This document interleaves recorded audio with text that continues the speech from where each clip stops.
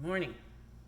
So I find it interesting when we put things out there to the universe. And if you don't put a lot of emphasis on the not having it yet aspect, those things just happen. I'm going to go on just the topic of training babies. I had made a decision. This is something I had always wanted to do. So this is a long time dream. But I had made a decision to really kind of like announce, I want to train babies if you have a baby in need. I was looking for rescue type situations, let me help a baby get it better. Because my original thing was I had seen 3 4-month-old babies in an auction house. We had gone there for a tack auction. We didn't go there to look for horses. It was a tack auction.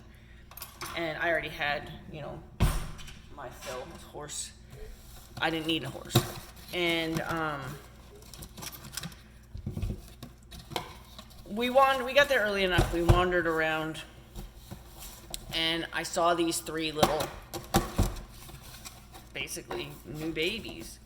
And I asked about them, and it turned out that they were solid paints. So I'm not saying all paint breeders would do this, but it seems that if a paint horse is born solid, it's not as valuable to the breeder, therefore it's not worth keeping beyond a weaning age. It's not worth them attempting to sell it and possibly ending up stuck with it, I guess. So they found themselves in an auction house, scared in a dark, tiny little stall. And I was drawn to them, and I thought to myself, I learned later that they were born, that the most expensive one I think was $250, and then I think one was $225 and one was $150, or one was $150, $175, and $250. I have like $225 in my mind. It doesn't really matter, so some under $250 each of them sold for. Okay, I'm having a really hard time with this loaf of bread. I remembered I already took bread out. I'm trying to neatly put it back together. And I remember saying to myself, I want to raise babies that are caught in this situation. I don't know that I ever thought I wanted to be a rescue, but I thought I wanted to definitely help babies that are getting this kind of bum deal, like it's not their fault that they didn't have any flashy white coloring on them. And now here they are scared, huddled up with each other and whatever. So I thought, man, I want to do that. I want to help babies like that are put into that situation and give them a good start. Give them a promising start. Let them know that they were loved and that this is just an accident that they ended up in the hands of these kinds of people. And that was kind of like a back of my mind kind of dream, right? Well, then one day I just decided that I'm going to tell the world that's my dream. And in doing so, I kind of just did a big public post.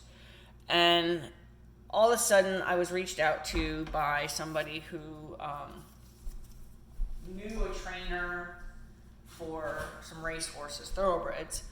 And the owner was terminally ill. And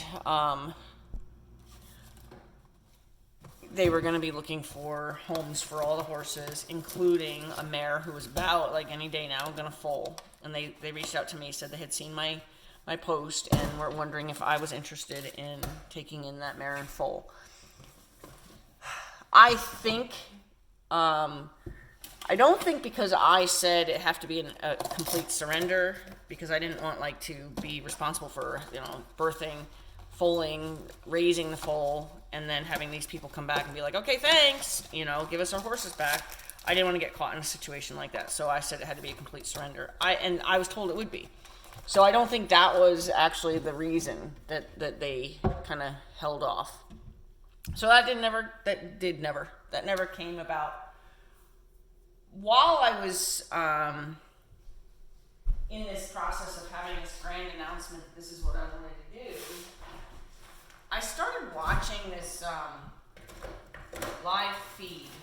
somebody was doing in an auction house, and they were going around and whatever, and I saw like the preview, like when they went around and showed what was going to be in the auction, and I saw this mommy and baby, and I was like, oh my God, I want to help them. Like, they were emaciated, the baby was like days old, and I had said that's what I wanted to do. I wanted to help those two. So I went back onto the auction later and actually glued myself to the auction for a long period of time and never saw them go through. And I later saw that a quarantine facility that I was familiar with had, announced that, they were taking them with them. And I was like, oh my God, because I'm thinking they took them and I can, work out something with them to help these two. And she just gave me like the name of the people who did bail them out and that I needed to get in touch with them. So I reached out right away, A couple weeks later, I finally get a response. And then I tell them kind of like what I was looking for, and as far as like I wasn't looking to do an adoption, I was looking to like reimburse them for pulling the horse, but I didn't want to do it as where I was adopting the horses from them. Seemed like a little period of time still went by. Finally, they reached out to me and said they're ready to go. Are you still interested? And that's Daisy and Dewey. Well, Daisy, Dewey, and Tucker, because Daisy ended up being pregnant again in the midst of all this. Like, she was already in full while standing with her newborn baby.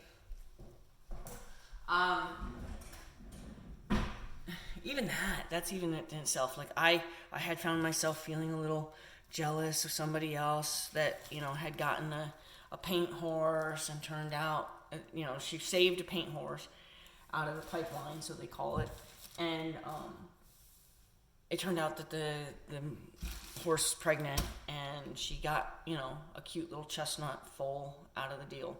And I was like, man, why does that always happen for everybody else? Like, I had like one of those, I wish that would happen for me. So then I'm like, well, here's the next best thing. Here's another paint horse with a little chestnut baby. All right. I didn't have to go through the foaling process, right? He's here, blah, blah, blah.